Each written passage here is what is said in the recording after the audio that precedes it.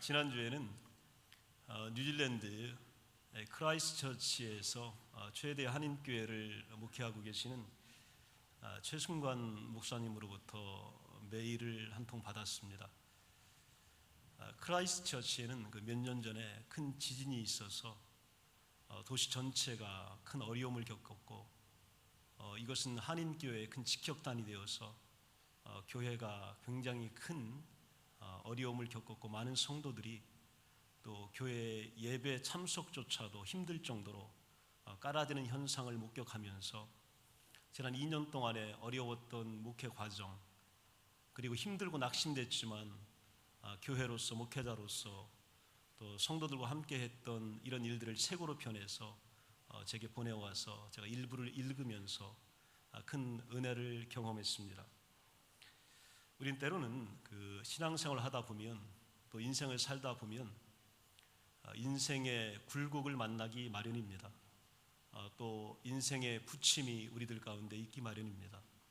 또 예수를 잘 믿어도 성령이 충만한 때가 있고, 또 그래서 열정과 소망과 비전으로 가득 채워질 때가 있는가 하면 영적인 상태가 시험에 들 때가 있습니다.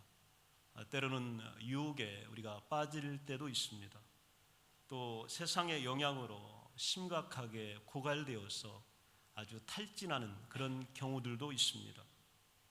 어떤 경우에는 때로는 맡겨진 의무와 또 신앙의 사역을 이행하고 싶은 마음이 안 들 정도로 우리가 낙심될 때도 있습니다. 헌신이나 봉사는 뒤로 하고, 심지어는 예배조차도 참석하기 못할 정도로 그렇게 힘들고 깔아질 때가 우리에게 찾아옵니다. 그럴 때에 그 의무들을 우리가 이행해야 될까요? 어떻게 해야 될까요?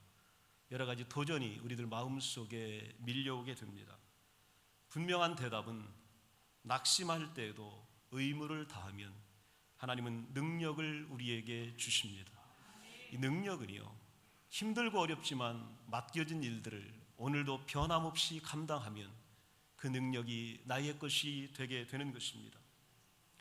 우리가 때로는 하나님의 사명이나 의무, 또 성도로서의 기본 자세를 소홀히 하면 할수록 우리의 부패한 본성은, 이 죄성은 더욱더 활개를 치게 됩니다.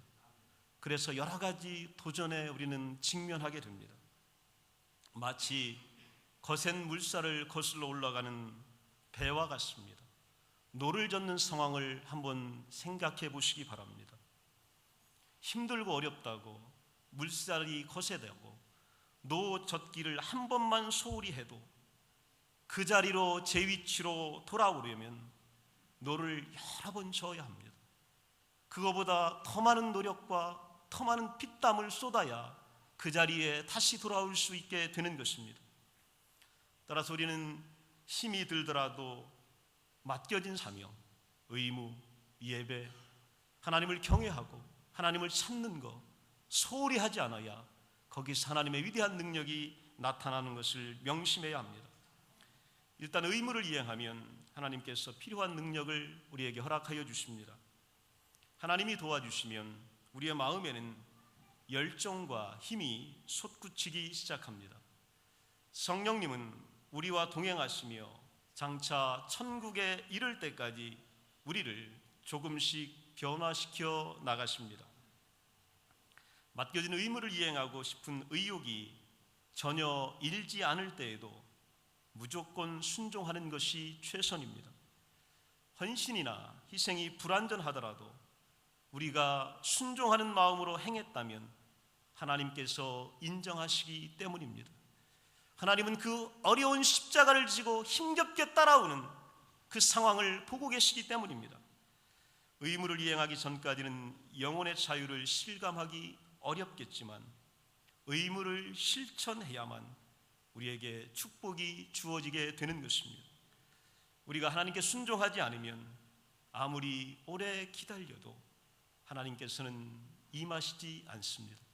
하나님은 우리와 동역하지 않습니다.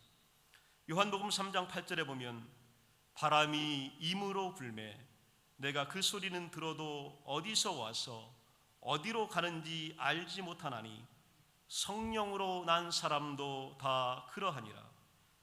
조금씩 의무이행에 힘쓰면 바람처럼 자유롭게 역사하시는 성령께서 가장 적절한 때에 마치 바람이 불어와 우리 작은 돛단대의 항해를 도와주듯 우리를 도와주실 것이기 때문입니다. 성공의 믿음을 잃지 않으면서도 눈앞에 닥친 냉혹한 현실을 직시하는 스톡데일 파라독스라고 하는 단어가 있습니다. 이 단어가 어떻게 생겼냐면 미국의 짐 스톡데일 장군이 있습니다.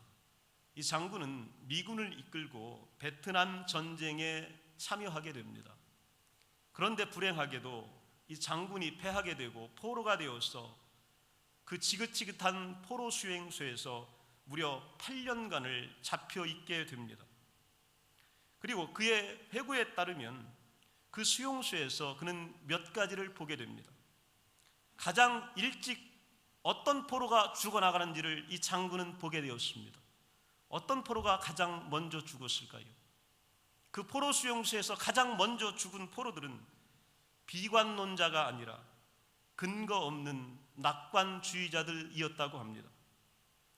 이 낙관주의자들은 크리스마스에는 나는 반드시 나갈 수 있을 것이다, 나는 석방될 것이다 라고 믿고 자기 자신에게 일종의 최면을 걸고 희망을 불어넣습니다.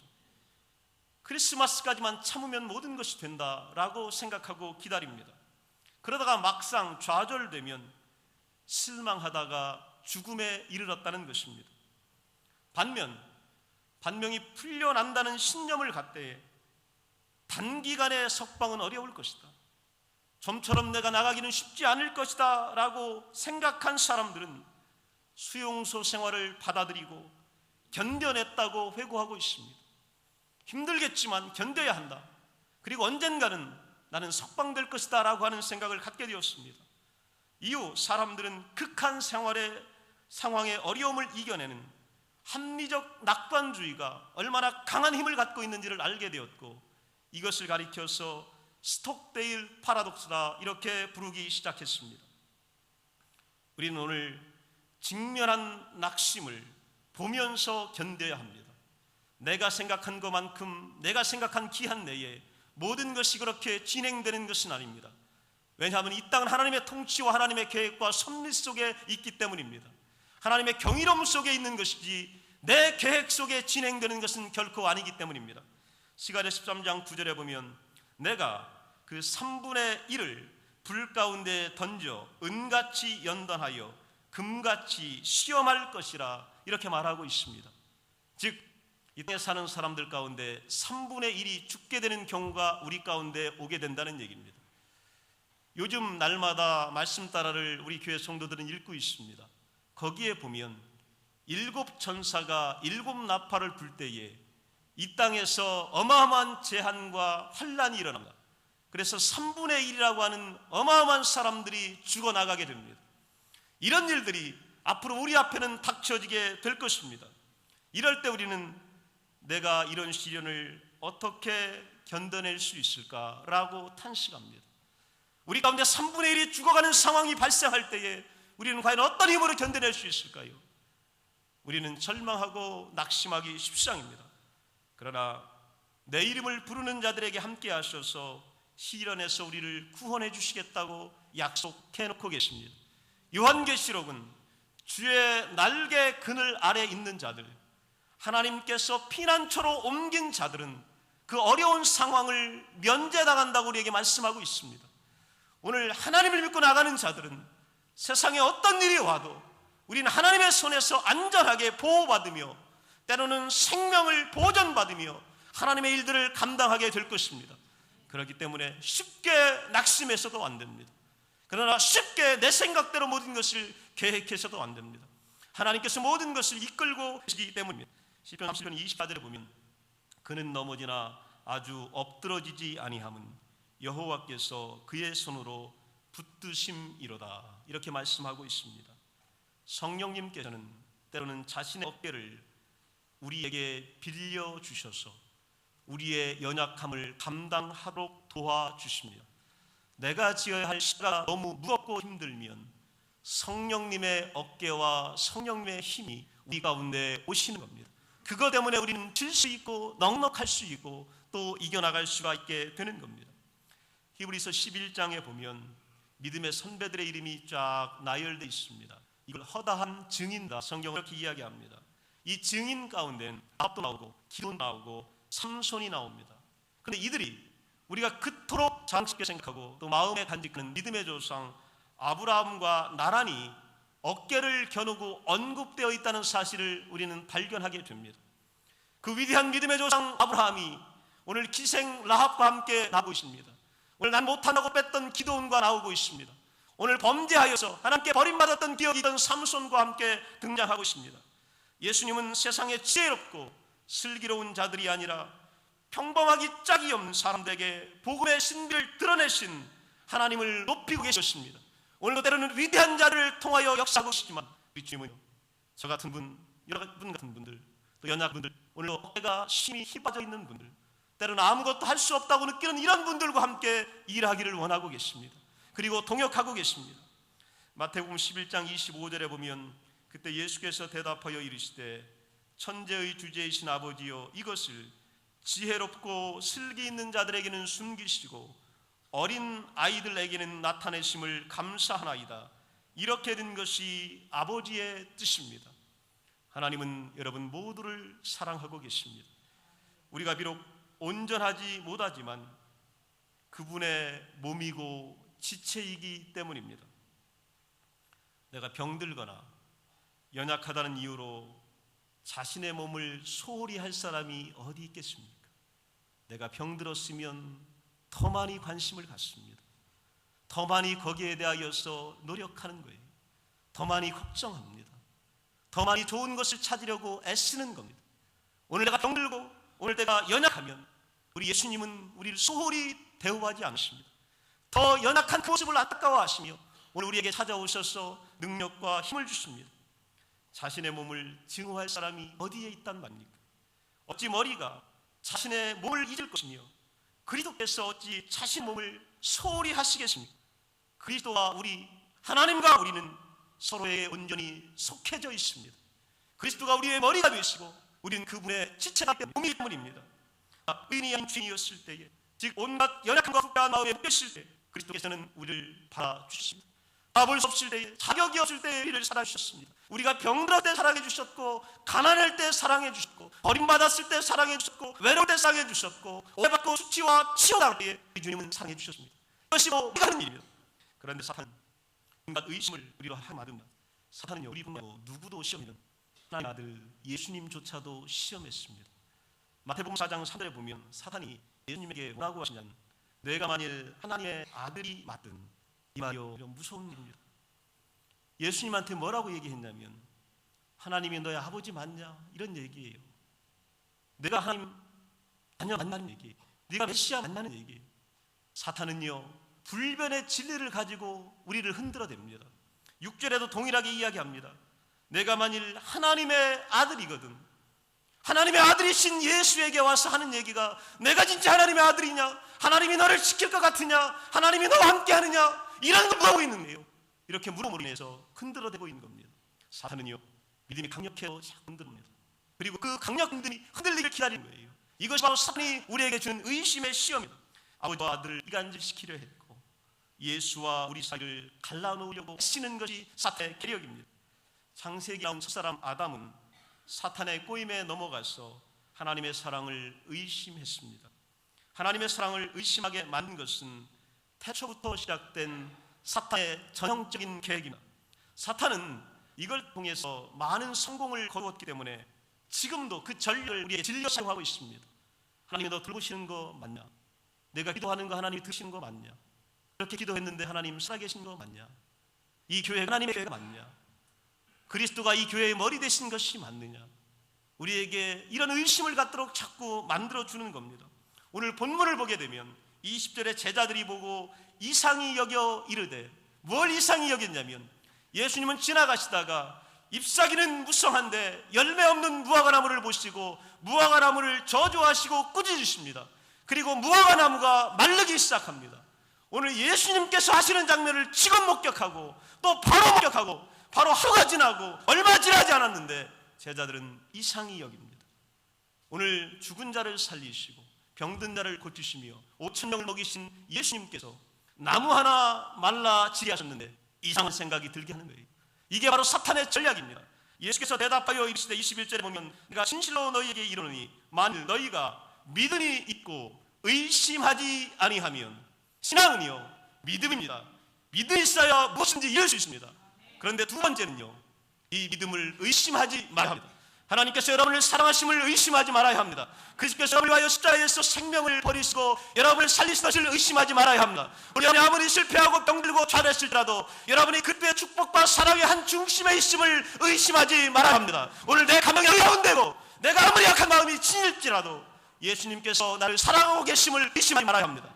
오늘 믿고 의심하지 아니하면 예수님은 그렇게 대답하여 주셨습니다. 17세기 그 영국의 청교도들은 신앙생활하기가 극도로 어려웠습니다. 잡혀 죽기도 했고 또 감옥에 갇히고 또 같은 자리에서 쫓겨나게 됩니다. 리차드 십스라고 하는 유명한 청교도 신학자가 있습니다. 목사가 있습니다. 그는 어려운 상황에서 어떤 표현을 썼냐면 예수님이 마치 원수처럼 보일 때가 있다, 이렇게 썼습니다. 아마 제가 이 말을 쓰면 여러분 오해하실 거예요. 그런데 리차드 십스는 우리에게 뭐라고 얘기했냐면 꺼져가는 등불과 같은 사람은 내 처지를 생각하니 그리스도께서 나를 사랑한다고 생각할 수가 없어. 오히려 그 반대야. 그분이 마치 원수처럼 생각돼. 그리스도가 나를 미워하신다는 증거가 아주 많으니까. 이렇게 말하겠습니다. 최고의 목회자요 최고의 신학자였던 리차드 십스, 그리스도가 원수처럼 보여질 때가 있습니다. 요셉이 자기 형들을 처음 애굽에서 만났을 때 형들은 어떠했을까요? 너무나 사랑했고 너무나 보고받고 너무나 기다렸습니다. 그리고 너무 좋아서 뒤에 가서 울었습니다. 통곡했습니다. 그런데 처음 요셉은요 그 사랑을 처음부터 표현하지 않았습니다. 형들을 함정에 빠뜨리는 것 같았습니다. 형들 볼모로 잡았습니다. 아버지를 데려와라, 동생을 데려와라. 그리고 형들 마치 도적질하는 사람으로, 속이는 사람으로 만들었습니다. 그들의 목숨도 내가 차지할 수 있다고 느끼게 했습니다. 동생 요셉을 봤을 때 형들이 어떤 감정을 느꼈냐면 우리가 죽을지도 모른다는 생각을 하는 거예요. 그 동생이 아니라 우리가 저 사람 앞에서 죽을지도 모른다고 하는 위기감을 느낀 겁니다. 마지막이요 그 사람이 원수처럼 보였다는 거예요. 차라리 만나지 않았으면 좋았을 것을, 이런 생각이 우리 요셉 형들의 가슴에는 일어났던 겁니다. 그러나 요셉은요 거기서 멈추는 것이 아닙니다. 아버지를 데려오게 하고 동생을 만나게 하고 고센 땅에서 형제들과 함께 살기를 원했기 때문에 오늘 원수처럼 형들에게 보여졌을 뿐입니다. 하지만 적절한 때가 되면 은혜를 다시 베풀으십니다. 주님은 오랫동안 자비를 유보한 분이 아닙니다. 주님이요 오늘 나보다 더 조금 더 조급해 하십니다. 그래서 오늘 우리를 찾기를 원하고 계신 거예요. 주님의 계획은 우리 좀 더 빨리 찾아오기를 원하고 계신 겁니다. 그래서 성도들의 고난의 한가운데서 여러분을 구원해 주시기를 원하고 계십니다. 형을 만나기 위하여 다시 돌아가는 그 야곱의 모습을 성경은 그리고 있습니다. 야복나루를 건너야 합니다. 거기를 건너면 형이 20년 동안 칼을 달고 있습니다. 그리고 야곱을 죽이겠다고 배우고 있습니다.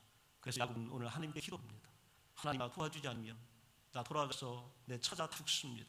내가 20년간 모았던 재산 다 잃어버립니다. 남을 것이 하나도 없습니다. 그는요 진액을 쏟는 심령, 피를 토는 심령으로 하나님께 기도했습니다. 그리고 천사를 봤습니다. 천사와 씨름했습니다. 그런 천사와 씨름하다가 어떤 일을 당했냐면 천사가 그의 한도뼈를 쳤습니다. 그의 허벅지뼈를 내려친 겁니다. 그때 그는 절개되었습니다. 더 이상 천사를 이길 수 없는 상황에 내몰리게 된 거예요. 여러분 같으면 여러분의 지금 허벅다리가 부러졌는데, 여러분의 허리가 끊겼는데, 여러분 다리가 부러졌는데 이길 수 있다고 생각했어요. 그런데 어떻게 됐냐면 결국은 야곱이 이겼습니다. 그리고 하나님께서 그에게 축복해 주셨다고 말씀하여 주셨습니다. 어떻게 이겼을까요? 그 이유는 단단합니다. 우리 주님께서 숨겨둔 힘을 그에게 주신 거예요. 비록 한도뼈가 부러졌지만 새로운 힘이 솟아나도록 숨겼던 힘을 그에게 다시 한번 놔주신 겁니다. 오늘 내가 한도뼈가 부러졌어도 이길 수 있습니다. 오늘 여러분 목이 힘들어도, 허리가 다쳐도, 오늘 다리가 부러져도 이길 수 있습니다. 왜냐하면 하나님이 숨겨둔 힘을 주시면요 천사도 이길 수 있는 거예요. 이것이 바로 하나님의 위대한 사랑입니다. 믿음의 눈은 가면에 가려진 하나님의 참모습을 꿰뚫어보고 그분의 진정한 마음을 알게 합니다. 예수는 딸을 고쳐다고 부르짖던 가나안 여인을 처음에는 거절하셨습니다. 그렇지만 나중에는 깨끗하게 씻겨주셨습니다. 마태복음 15장 26절에 보면 예수님의 말씀입니다. 대답하여 이르시되 자녀의 떡을 취하여 개들에게 던짐이 마땅하지 아니하다. 오늘 예수님에게 듣지 못할 말을 들은 거예요. 세상에 예수라는 분이 나보고 개라고 이야기하는 거예요. 그런데 이 여인은 오늘 여기서 절대로 좌절하거나 포기하지 않습니다. 왜냐하면 주님이 오신 목적을 알고 있었기 때문입니다. 주님이 오신 것은 살리고 고치고 도와주러 오셨고 사랑하러 오셨다는 것을 알고 있기 때문입니다. 오늘 나에게 한 말은 주님의 진실이 아니기 때문입니다. 주님은 결국은 나를 만지실 것이고 고쳐주실 것이고 안으실 것이고 생명을 주실 것이며 내 딸을 나에게 돌려보내주실 것을 믿었기 때문에 그 여인은 주님을 끝까지 붙잡은 겁니다. 그랬더니 주님은 고쳐주셨습니다. 이게 바로 우리가 믿는 주님입니다. 예수님께서는 마치 얼굴을 감추고 사라진 듯 보이는 순간에 우리를 가장 힘있게 붙들어 주십니다. 겉보는 것보다 훨씬 더 우리의 사정을 잘 알고 계십니다. 기독 잡지 편집위원으로 있는 그 김경아 자매의 고백이 어느 기독 잡지에 실려서 읽게 되었습니다. 이 자매는 오랫동안 류마티스 관절염과 투병하고 있는 것을 기록했습니다. 저는 류마티스 관절염이 이렇게 고통스럽다는 것을 처음 깨달았습니다. 얼마나 고통스러운지 내일 아침에 일어나지 않기를 바란답니다. 이 고통이 아침마다 날마다 지속되기 때문에 오늘 내가 지나갔으니까 내일은 이 고통 안 겪고 싶고 눈 뜨고 싶지 않고 일어나고 싶지 않은 게 이 고통이라고 합니다.